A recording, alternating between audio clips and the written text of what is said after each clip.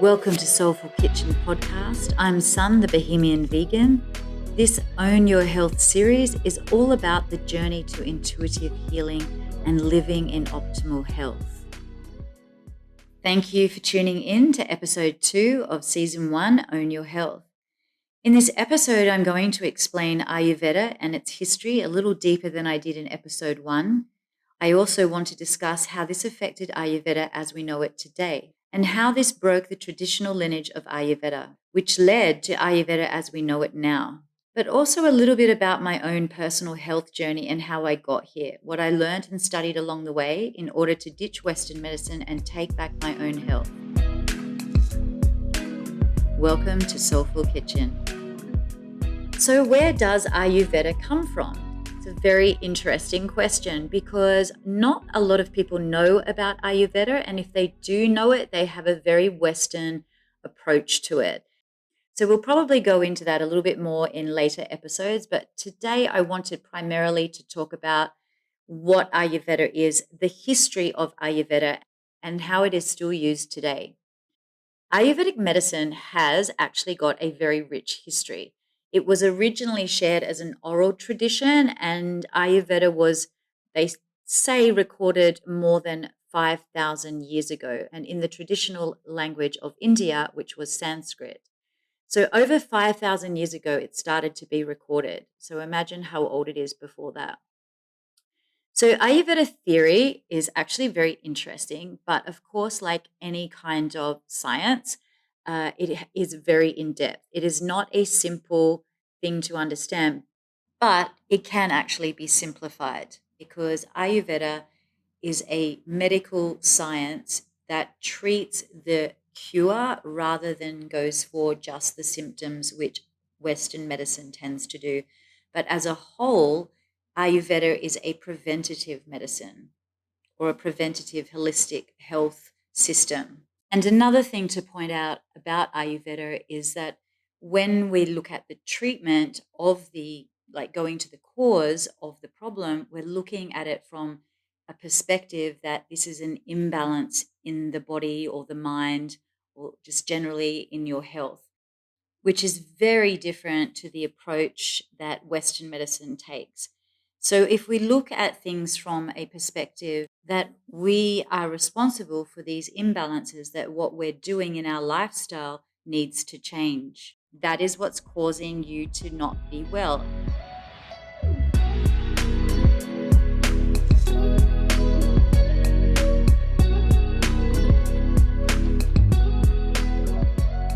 When I studied Ayurveda, it came from a real passion. I was living in India.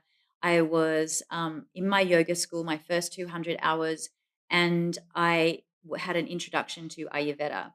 Now, it actually interested me so much because at the time before leaving Australia, I was very much into learning the herbal remedies of holistic medicine behind shamanism. And before going to India, I had never, ever even heard of Ayurveda. Although we didn't have that many classes in the yoga school with Ayurveda, I was hooked like straight away. And the history really intrigued me, and I went on later to study it. I soon realized how intuitive Ayurveda medicine was. Even when I went to the doctors, they wouldn't even touch you. They would just literally ask you a few questions and maybe check your pulse, which also I didn't realize was a different way to checking a pulse normally, like a normal Western doctor would. And all of that, the intrigue that I had about Ayurveda just made me realize that it was exactly what I needed in my life right now. And I think that mostly came from the fact that at the time, I was really on the brink myself of discovering how intuitive I was as a person and really believing in my intuition for the first time in my life. And I mean, really believing in it.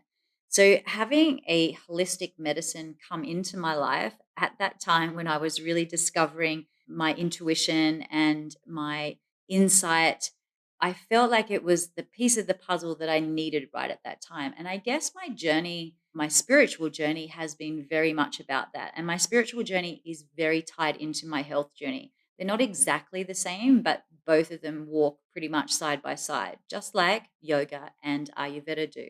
So, in that time of learning Ayurveda, it took over the time that I was in India. I was living in India for 7 years. So, I didn't train to be a doctor, which does take around 5.5 to 6, I think, years.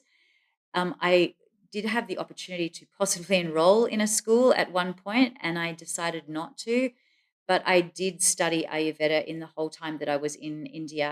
And it was really one of the main things that kept me there because I felt like I needed to learn as much as possible about it. And now that I'm not living there, I guess I'm using it in a different way by being able to teach other people, as very much my journey in India was about learning Ayurveda for my own personal benefit and to help me with my own health. Okay, so now you have a little bit of knowledge about how I came about to learn about Ayurveda. Now I'd like to actually explain what Ayurveda is and the history of Ayurveda. So, what we know of it anyway, because it is a very old traditional medicine. So, in saying that, it is an Indian traditional medicine, and Ayurveda is the oldest documented healthcare system in the world. Now, take a moment to actually think about that. The oldest medical system around. So, the science that has existed for over 5,000 years is still used today in India and comes from the source of Ayurvedic text, which were translated from their original Sanskrit, which gave rise to Ayurveda's growing popularity across the globe. But as I say, like I didn't really understand it until, or didn't even, hadn't even heard of it until I went to India. And that's about 8 or so years ago. And while I'm sure it was around, and I now know there are Ayurvedic doctors in Australia, while I was in India, I will say that there was definitely a difference between what I'd like to call the tourist practitioners or the therapists that used to be in more of a tourist area to those that were actually an Ayurvedic doctor and had their own medical practice.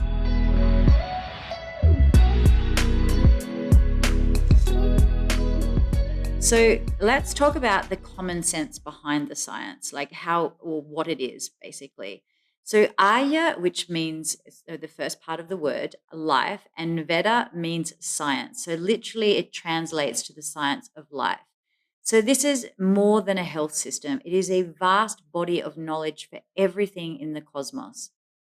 It basically offers the principles of like interlacing, I guess, matter, energy, and the relationships of all things, as well as highly specific guidelines for preventing and managing human health as part of the whole concept of nature. Think of Ayurveda like an ocean. However, its approach to wellness is simple and intuitive, so much so that we like to call it the common sense science.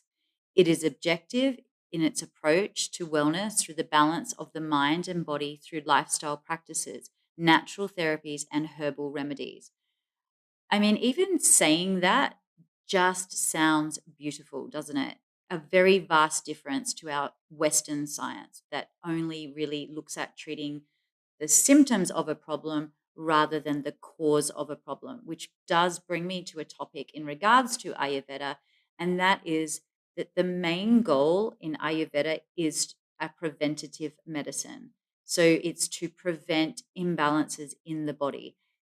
Now, if we are treating something that is an imbalance in the body, then we do look at the cause of the problem, not the symptoms, as I said, as Western medicine definitely does. Okay, so I think now I'm hoping that you actually have got a bit of an understanding of what Ayurveda is. It might still be a little overwhelming, but really, even though it's a very in depth science, the basis of it is that it's a preventative medicine. And when it is treating for imbalances within the body or mind, that we are looking at it from the cause of the problem.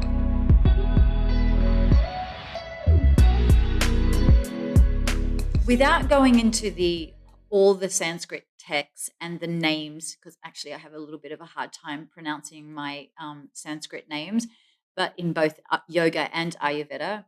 But basically, this knowledge was put into one of the four Vedas, and it dated back to around 1000 BC. And the most famous of those texts, which basically concentrated on internal medicine, surgery, and all eight clinical branches of Ayurveda.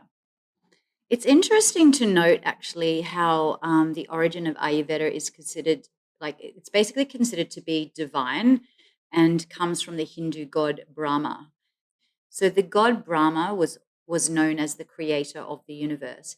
And it was believed that the creator of the universe passed on this holistic knowledge of healing onto the sages for the well-being of mankind. So that's kind of like where in the Hindu culture or in Hindu religion that it is believed Ayurveda comes from. And so from the sages, the knowledge of traditional medicines was passed on to the disciples, and then the common man, by various writings and oral narrations, formed to what it is today.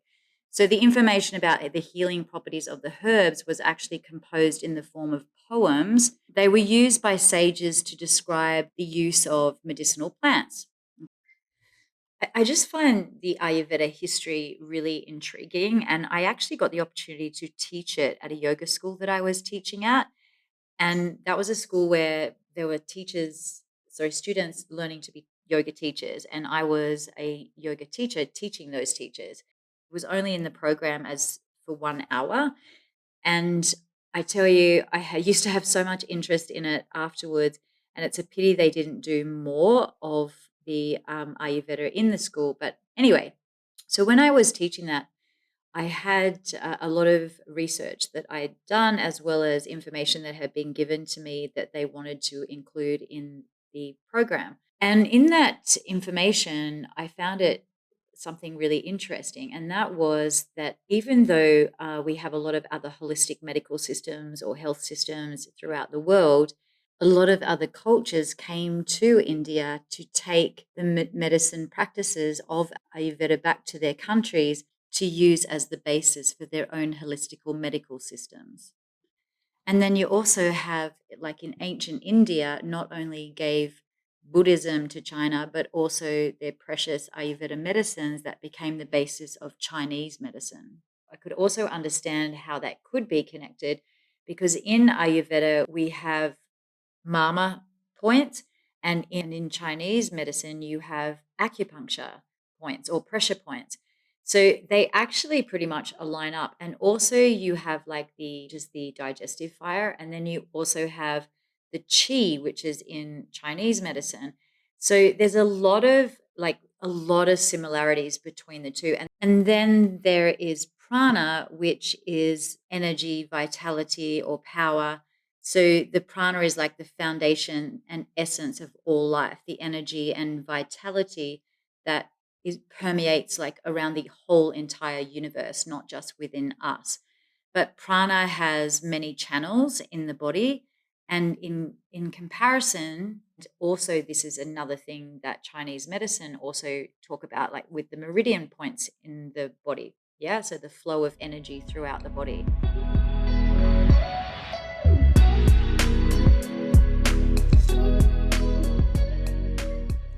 So, the last thing I'm going to talk about with the history, which I found really interesting when I found this out, was that when the British ruled India, so I think it was from like 1857 to maybe 1947.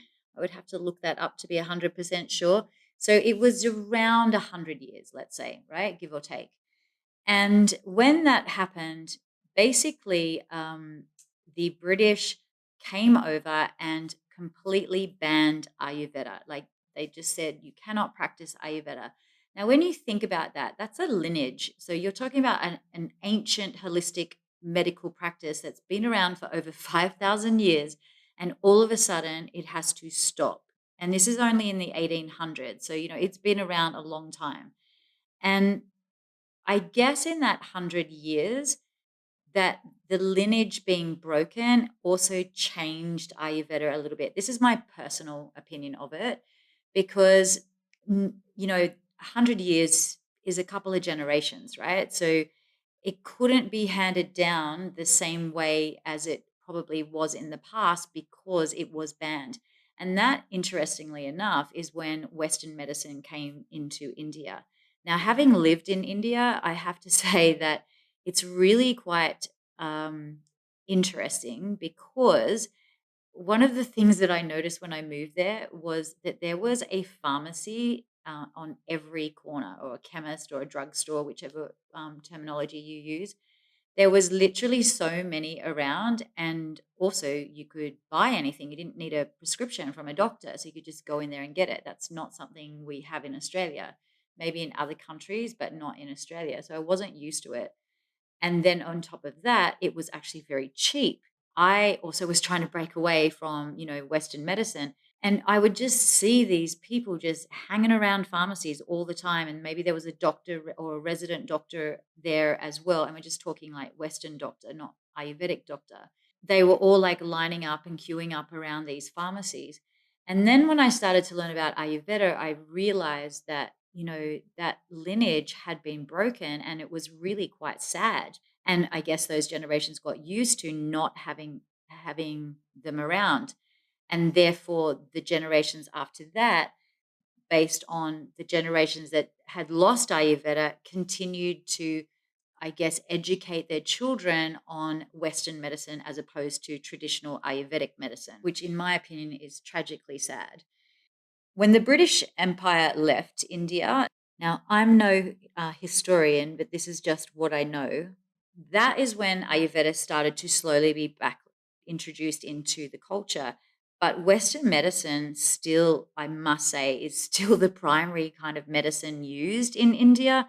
But in certain areas like Kerala, where Ayurveda, it's like I suppose, the capital of Ayurveda, probably include Rishikesh as one of those places, because both Kerala and Rishikesh, there's schools in both those areas. There's a lot of tourists that go there to learn more about Ayurveda or to have treatment. So, yeah, those two definitely are areas that are flourishing with Ayurveda still.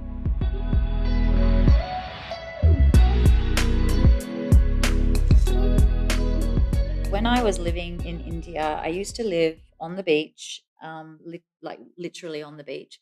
And I had this little hut that was converted kind of into, I guess, a room with a fridge and a little hot plate so that I could cook and I could, buy food in the monsoon time, because in season time, you have restaurants and everything was, very cheap and easy to eat out. But in the monsoon time, everything was closed and also raining.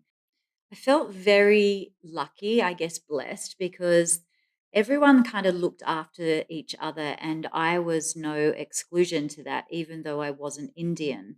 And the women in India, in this little particular village, really kind of looked out for me, because I guess they saw me as this, Western woman on her own. But it was quite interesting because they knew that I was, I was a yoga therapist, and I was also studying Ayurveda. So they would actually come to me, which I found really, really strange, because they were Indian and I was learning about their Indian culture and their holistic medicine, ancient holistic medicine.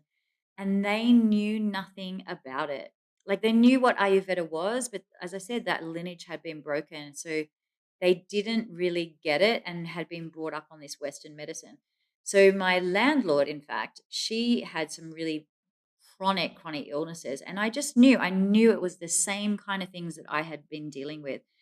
And then, of course, that caused a lot of other issues, like with her knees and back problems. But again, like, not understanding the like correlation between everything. She also was going to all these specialists and being flown around the country to try and find out what was wrong with her. So she kind of came to me one day and she said, "Son, I just don't know what's going on with myself, and maybe you can help me. Maybe yoga's going to help me." And I said to her, yoga will definitely help you. Like, without a doubt, yoga is going to be, a great addition to your everyday routine. However, it's not going to fix the problem of your digestive issues. She kind of told me a bit of history, and I asked her what she'd been eating and the foods and everything that she was having. And she was Catholic. So in Hindu religion, it's, vegetarian primarily, but in Catholic, they can eat anything. I looked at her diet and I just said to her, you probably need to eliminate these foods. And I think that the swelling and the issues that you're having in regards to, the condition that you have was probably going to lessen, if not go away. And one of them was dairy. Like, one of them was definitely dairy. I mean, in India, it's chai, chai, chai, chai, chai everywhere. So, you know, chai o'clock every hour sort of thing. So she did actually decide to cut out the dairy, and I think also she cut out the meat, which I suggested to her to cut out, at least red meat. And sure enough, she had some, improvement. And then she went to this doctor in Mumbai, and she came back and she's like, son, you should open a practice here in the village because the doctor in Mumbai said exactly the same as you did, that I've just got intolerances. And they gave me some testing. So yeah, so basically in the end, what she thought was this, life-threatening disease would actually turn out to be very similar to the history that I had had as well with autoimmune diseases. I will be talking about autoimmune diseases or disorders, and particularly, I also will be mentioning a lot about candida in upcoming episodes. I feel that this is probably a good time to discuss this right now because that was the basis of most of her problems.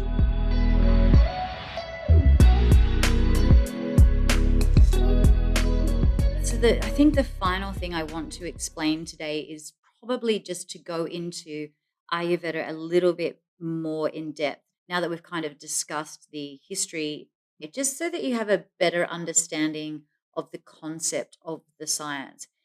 It might be a little bit technical, and I will try and keep it as simple as possible because even for me, it's a little bit hard to explain. So I will try and keep it as simple as possible. Okay, so in Ayurveda, it's believed that the entire universe is composed of five elements. Now, those five elements are air, water, space or ether, and earth and fire. These five elements in Ayurveda are believed to form the three basic or the foundation of the three doshas. It makes up a constitution. So we call it a constitution or prakriti in Sanskrit. So that constitution is based around the doshas, the dhatus, and the malas. And this is based on, like, I guess the whole picture of it is that we talk about it, that it all being part of varying combinations within the human body. The doshas, so let's start with them, are vata, pitta, and kapha. Now, collectively, we call these the tridoshas, and they control the basic physiological functions of the body, along with subdoshas. Now, Ayurveda also believes that the human body consists of seven tissues. So, this is when we talk about the dhatus. So, the dhatus, the seven tissues, which consist of tissue fluids, fat and connective tissue, blood, bones, marrow, and muscle and semen. And then the last thing is the three malas, which are the waste products of the body. So when you have the doshas, you like the primary thing we talk about is that vata, basically it maintains the cellular transport or the electrolyte balance and helps with elimination of waste products. If your imbalance of vata is high, you're going to probably have a situation of, so you're basically going to probably have problems to do with elimination, like maybe constipation or you have diarrhea. Also, when there's an imbalance, there can be a lot of dryness in the skin and in the body. When we talk about pitta dosha, generally that's regulating the body temperature. It's also the optic nerve coordination, and also our hunger and thirst management. That means that the heat conditions of the body can aggravate pitta, and the regulation of your digestive system is usually around pitta as well. When there's an imbalance in kapha, it's due to having maybe too much sweet or fatty food, and but at the same time, on the good side, it provides lubrication to the joints for proper functioning. Now, kapha tends to happen like when we have an imbalance in kapha, is usually when we're feeling a little bit sluggish or we're weight gain. Each of those three doshas, and I'm really trying to simplify it here, so, in order for these three doshas to be working and they're governing certain parts of the body, and for them to be working in complete harmony with each other, that means we'll be in a very healthy state of health and balance of the mind and body and spirit. And between the three doshas, if anything happens to those doshas where there are factors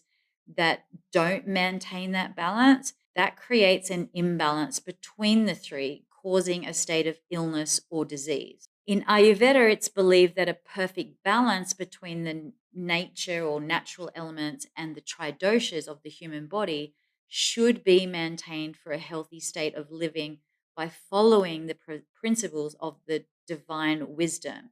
So I guess that's when the dhatus and the malas also come into it, because we're talking about the tissues and the waste products of the body as well. So the body is believed to be composed of all those things, and then when the seven tissues work in coordination with each other for proper functioning of the human body, and then the malas are working also completely okay with each other in regards to the waste elimination processes of the body. When all of that is working together, like everything's working in harmony together, but the problem is when there's an imbalance in the body, everything tends to then become a little bit reactive to that. So, you could have had some kind of psychological trauma or something that's happened to you that's made you feel depressed or anxious.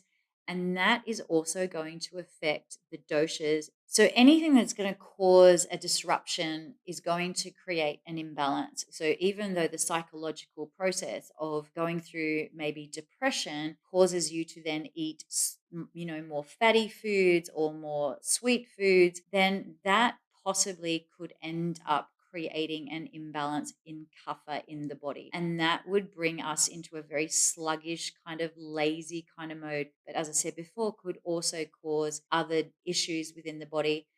Now, that's going to be the same for whether it's a pitta imbalance or whether it's a vata imbalance. It all depends on the elements of which are reacting with the doshas within the body. Oh, I hope that all makes sense. Apart from the doshas, the dhatus, and obviously the malas, it's important to also understand that there are other factors to be considered in Ayurveda. And those malas, particularly the three types of waste products formed in the body, create the digestive functions of the body. They can comprise of, as I said before, the urine, the feces, and the sweat.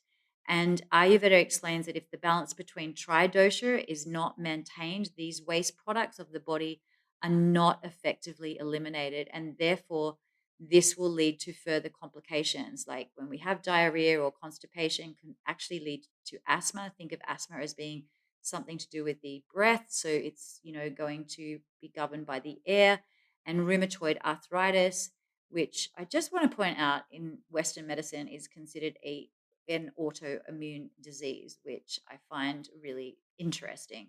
So, rheumatoid arthritis also is like air within the joints, and such other complications like this would definitely be a vata imbalance. If the urine is not removed from the body, it can lead to urinary tract infections, cystitis, and gastric pain. So, if it was not cleared from the body, it can lead to skin irritation problems and improper fluid balance, as per the Ayurvedic biological fire of the body for all the metabolic functions. So this would then probably be related to pitta imbalance. So you can kind of so that's like heat in the body, yeah. So we're talking about pitta being about heat. So we're talking about air with vata. So conditions I've mentioned kind of correlate back to the elements. So I'm hoping that you can see a bit of a pattern here.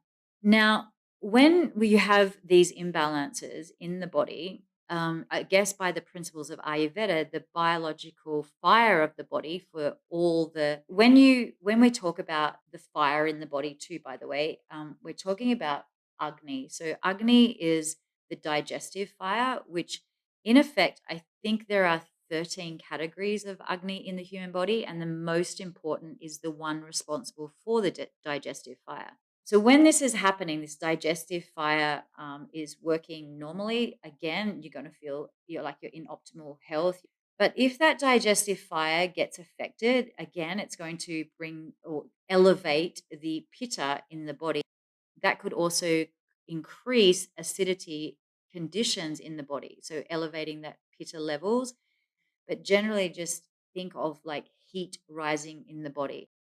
Now, our digestive system in Ayurveda, we call the Agni, which is kind of like the center of your digestive fire.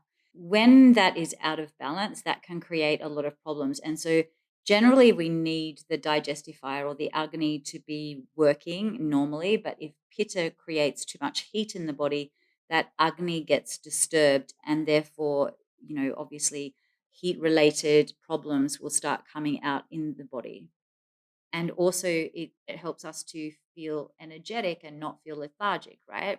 If any disturbances in its balance creates discomfort to, let's say, the gastrointestinal tract, this is going to result in things like ulcers, diarrhea, constipation. Again, so basically, considering the bodily constitution, the dosha characteristics, lifestyle, and environmental conditions in an individual's routine lifestyle means that Ayurveda does have many treatment strategies for promoting well-being to individuals. The main therapies that are used in Ayurveda are actually what's called panchakarma, and panchakarma therapy applies various processes for the rejuvenation of the body, cleansing and enhancing longevity. Like that's the main aim when you go through a process of panchakarma. Now, this is not something that you go for once to the doctor and have. It's a series of very personalized and individual treatments, and it is composed of what we call the five karmas, which are actions that are used for removal of toxins from the body tissues. And so they are to do with purging, so through either powders or pastes or other kind of ointments. And then you also have the busty treatment, which is the use of enemas. So while the word enema just kind of makes your skin crawl, but busty treatment is actually very, very gentle and uses oils and usually various medicated oils in a rotation, generally speaking. And again, it's all catered for your imbalance. Like, even though you might have a vata imbalance, which is usually the case for a busty treatment, is that you might have that vata imbalance, but the doctor is going to use the medicated oils based on what your particular issues are within that vata imbalance. And this is when it goes even deeper and deeper. And then one of the other things is detoxification of blood and also like oils and we call it nausea. I always get this one wrong, but I think it's nausea. So that's usually through the administration of medicines like concoctions, like I guess oils and firmers through the nasal passages. All of those things, and there's many other things in Ayurveda, like many other treatments as well. And I think what I'd like to do is a future episode on going more in depth into the panchakarma because it's kind of it's a whole topic on its own. And I've personally had treatments in panchakarma, so I guess I will be doing future episodes on that down the track as well.